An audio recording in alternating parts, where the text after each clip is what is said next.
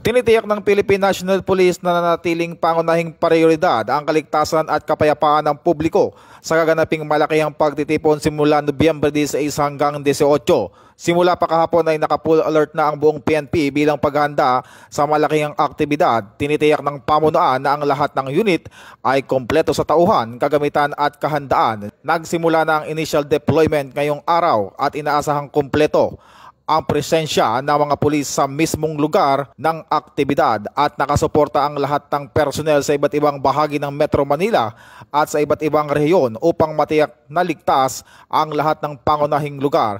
Dagdag pa rito, inaasahan ang pagdagsa ng mga makikilahok, kaya naman nakalatag na ang security plan ng PNP na sumasaklaw sa ground operations, traffic management, intelligence monitoring, emergency response at maritime patrols upang mabilis na tumugon sa anumang uri ng pangailangan.